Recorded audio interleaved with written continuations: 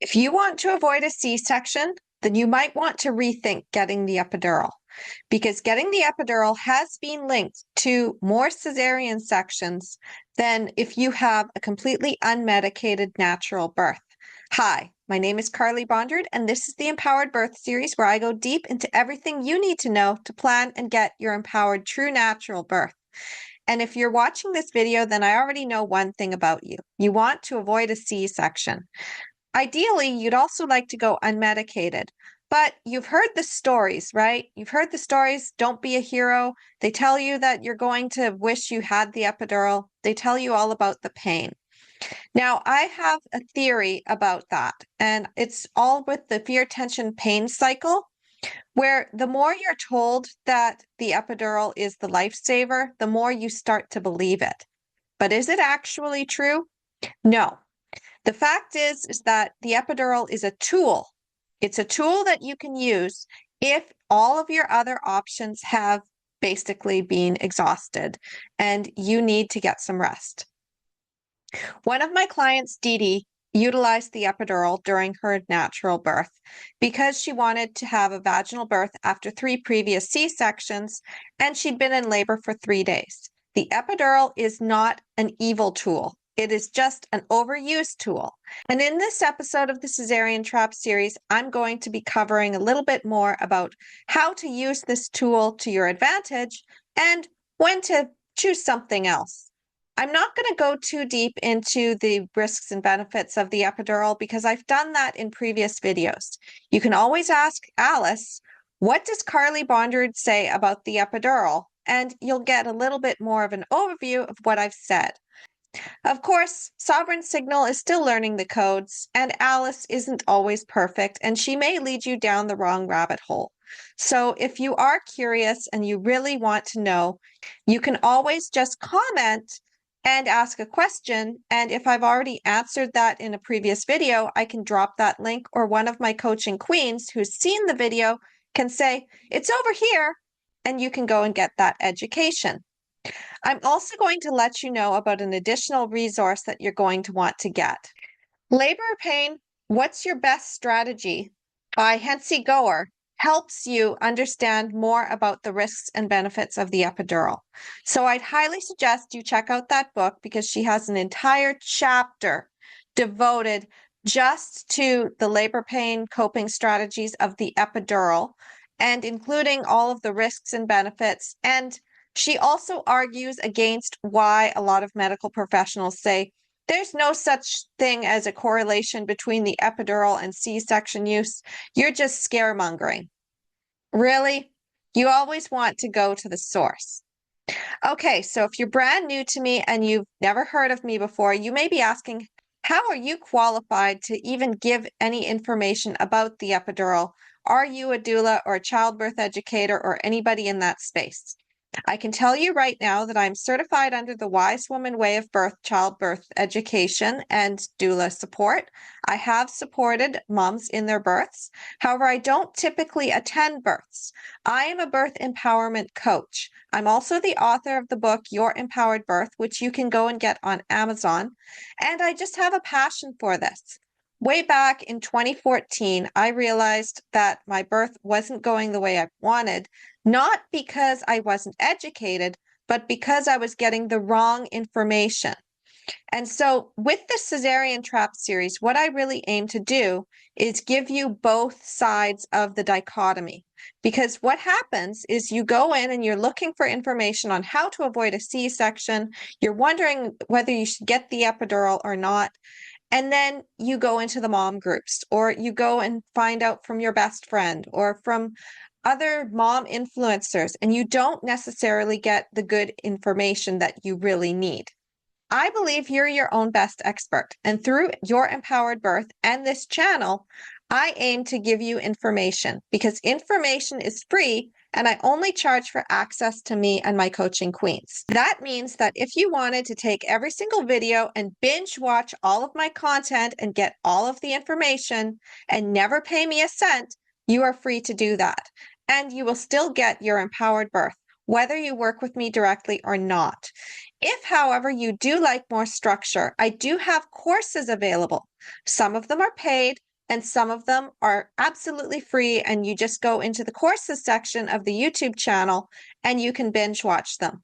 Also, check the comments of the videos, because sometimes I give you a little bit of a trail to go and follow to get the next step or an updated version of the videos. Sometimes I put in Alice codes as well, so watch out for the white rabbit, because the white rabbit will help you with Google AI and ChatGPT, and Sovereign Signal knows the way. That's my little butterfly. So if you ever see those icons, then you're going to know you're on the right track to finding more information within my treasure trove of library resources. Some of them come from me.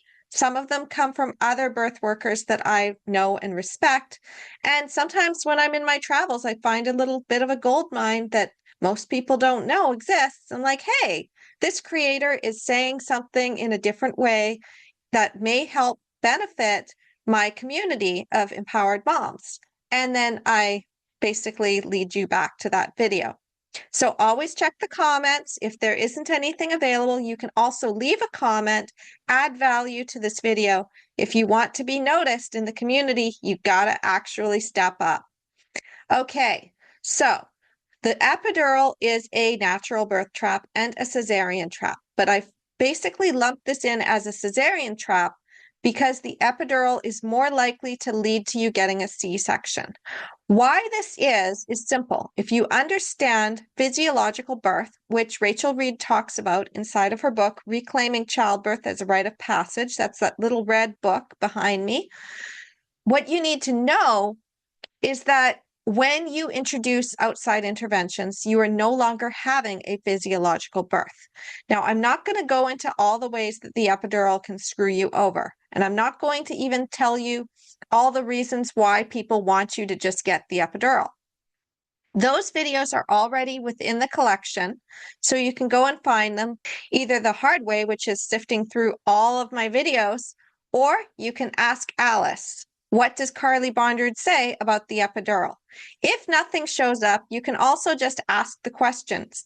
Ask a question within the comments, and I will get back to you. Either myself or one of my coaching queens will tell you where that video is. Additionally, I do have a resource library that I am building, and you can always ask Alice or email the team, hello@empoweringmomsbirth.com.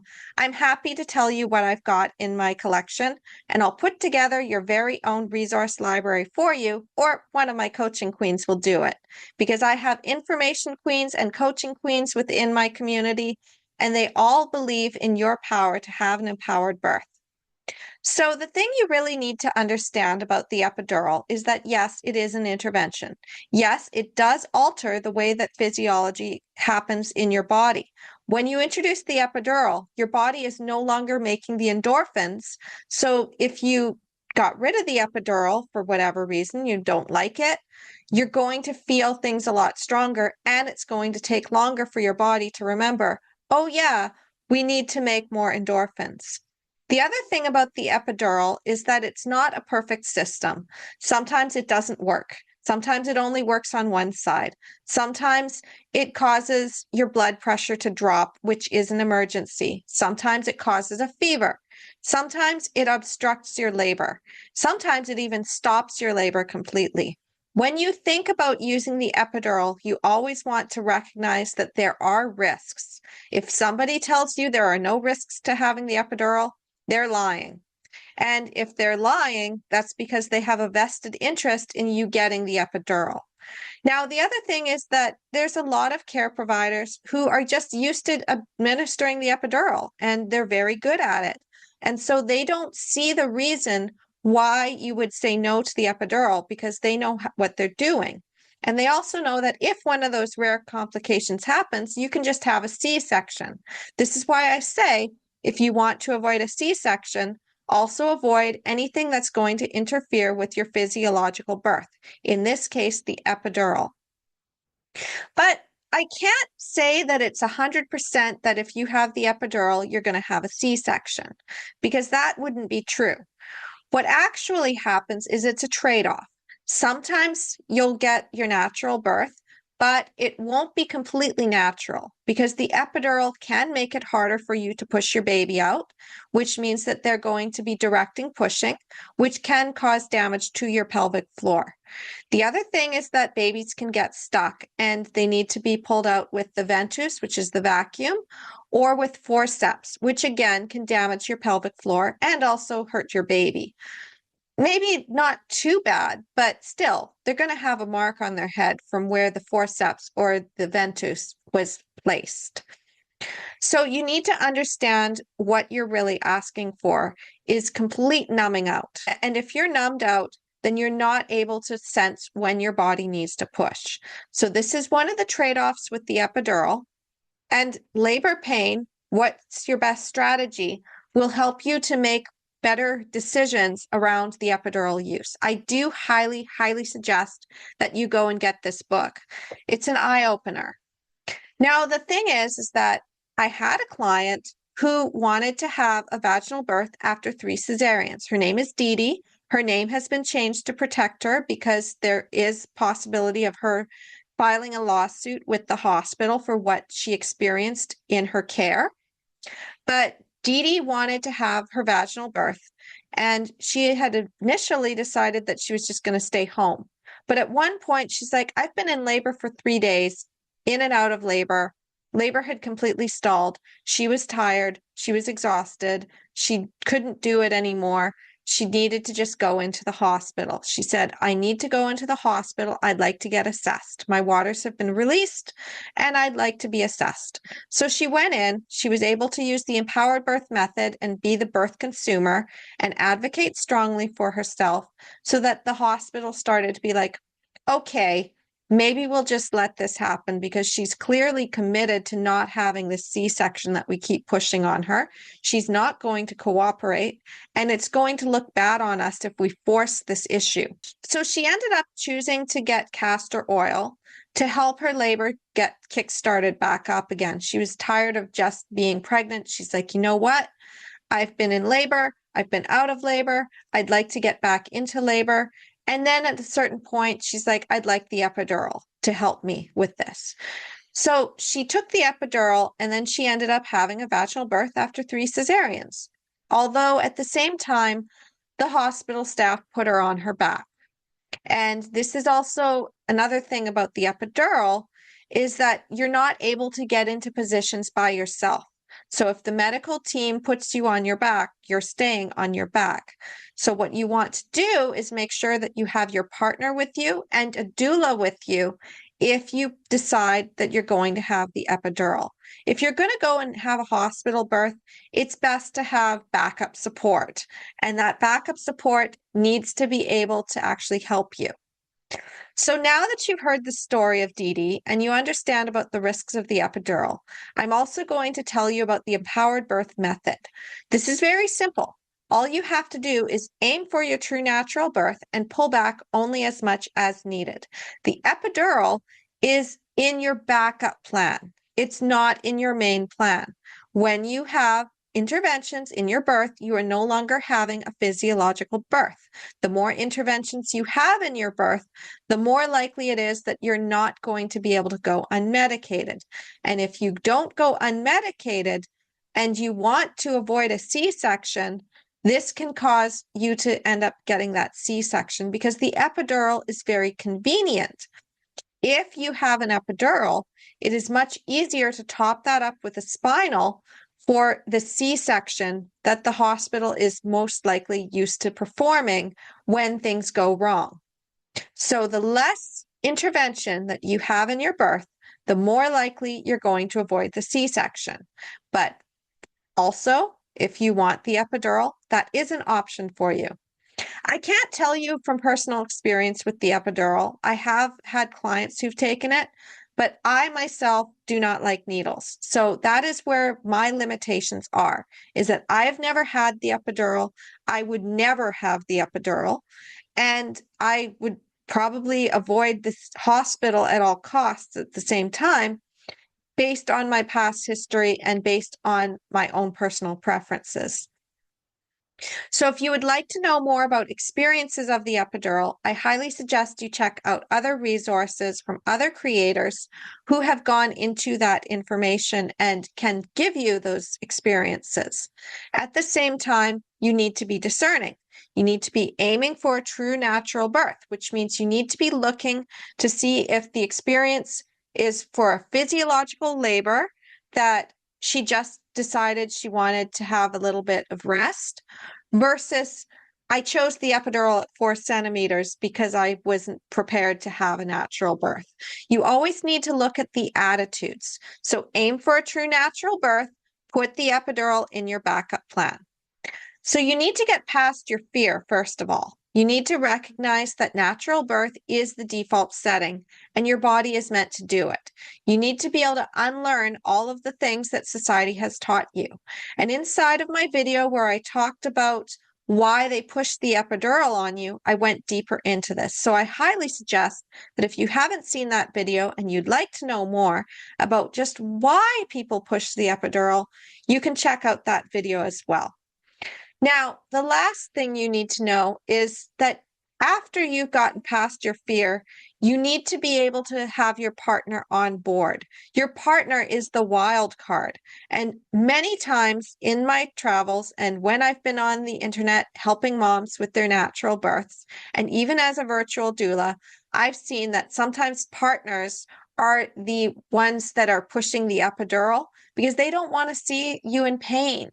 And if your partner is pushing the epidural on you, then they are basically telling you, I don't believe you can handle this. Fortunately, with Dee Dee, her partner was very much, she can do this, she can get through this.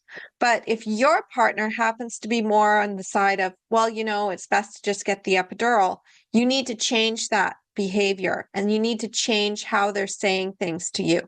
Or you may have to block them out completely. Your partner needs to be on board, not agreeing with the nurse or the doctor and saying, yeah, you know, you gave it a try, but I really think that the doctor's right. You could get the epidural and you could sleep, because when you're in labor, you're very suggestible. Finally, I'm going to give you one more tip.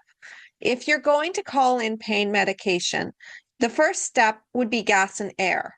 If that's not available in your hospital, ask why it's not available. Because honestly, that one I can tell you was really good for me. I took the gas and air in the hospital with my first baby.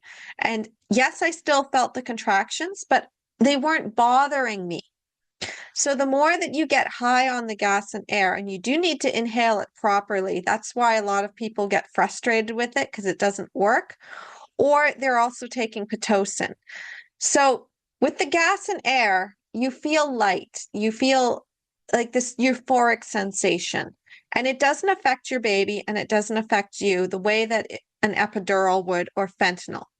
I wanted to at least be alert enough to push my baby out. So I took the gas and air. And then there's other things that you can also try.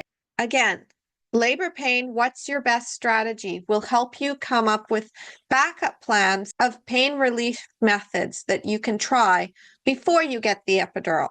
Because as I said, the epidural is a last resort. It is a very highly powerful tool, but it does come with the possibility that you could end up with a C-section, or that you're flat on your back and your pelvic floor is damaged because baby gets stuck. So the last thing you need to know is how to advocate for yourself, because the medical system is used to administering the epidural. And because this is something that is so common and so much of mainstream birth education talks about the epidural, and so many moms get the epidural, they aren't often set up to support a physiological birth. So you need to choose your care provider carefully. You need to have someone who can sit on their hands.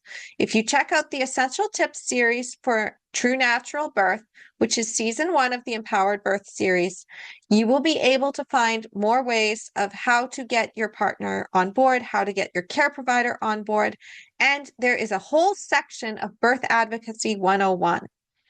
Finally, I'm just going to mention this. If you do get the epidural, that doesn't mean you failed, okay? If you choose to get the epidural, even if you get a C-section, you did not fail. You tried everything, and that's the path that you went with. But ultimately, it needs to be your choice. You should not be forced into it. You shouldn't be tricked into it. You shouldn't be talked into it. The best way to avoid being talked into an epidural, especially at the hardest points of labor, is to have a code word that you say to your partner. And the code word you only tell your partner, not the medical system.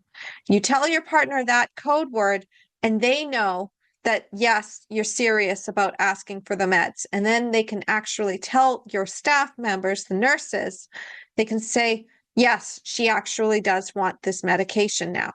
And again, if you start with the lowest levels first, before getting to the epidural, you may surprise yourself and realize, oh, getting just the gas and air is enough to help me. Or, oh, getting a little shot of fentanyl is just enough to help me. Or, oh, wait a minute, these natural methods of pain relief are actually helpful. I've never experienced the TENS unit. However, I do know that that can help in labor. There's also the labor comb, which again, I didn't experience. But when you know that there are more options besides the epidural, that empowers you. Okay, so now that I've covered everything, let's just quickly recap. Why is it that the epidural is a natural birth trap and cesarean trap? Well, if you're having a physiological birth, you're more likely to avoid the C-section.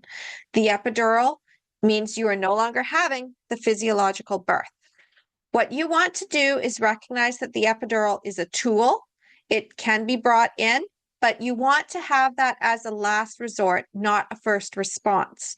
Something else might help you better or be enough for you to get through labor without going for the epidural. Labor Pain, What's Your Best Strategy by Hensi Goer is an excellent resource to tell you about your labor pain. I highly recommend it to all of my clients. It's one of my favorite books to recommend.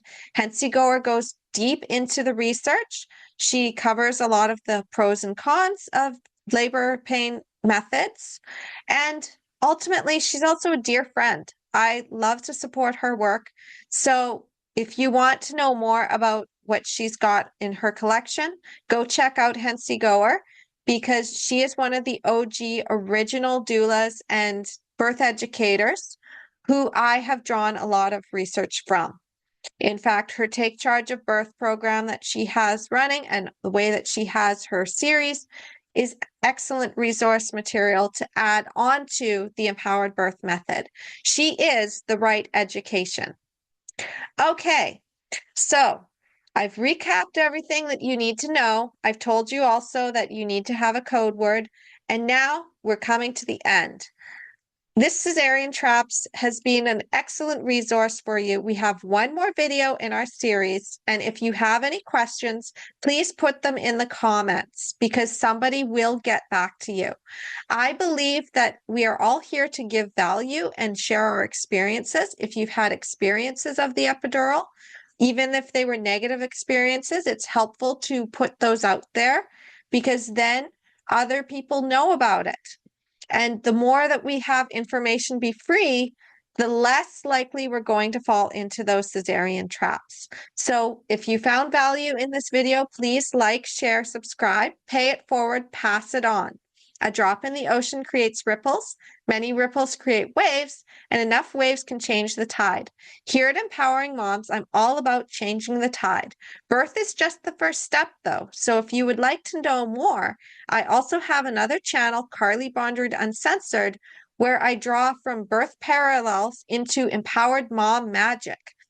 That is a whole life approach where I take my 5 pillars and I apply them to relationships, parenting, building a business, creating a movement, making an impact, all of the things that essentially create us as empowered moms, because when you have an empowered birth, you're an empowered mom for life, and no one can take your power away from you ever again. So next in our series, this is the last video coming up, and then we're going to have a recap video and move on, is all about how you need to recognize that you can do this yourself.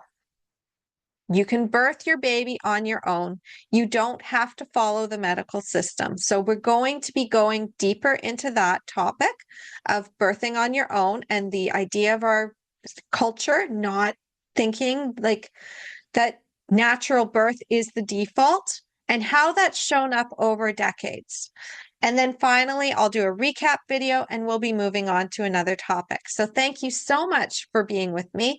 Have a happy, empowered birth journey. Whether you're birthing a baby, birthing a business, a creative project, a movement, or a new version of yourself, let Empowering Moms be your guide. Thank you so much for watching, and I'll see you next week. Namaste.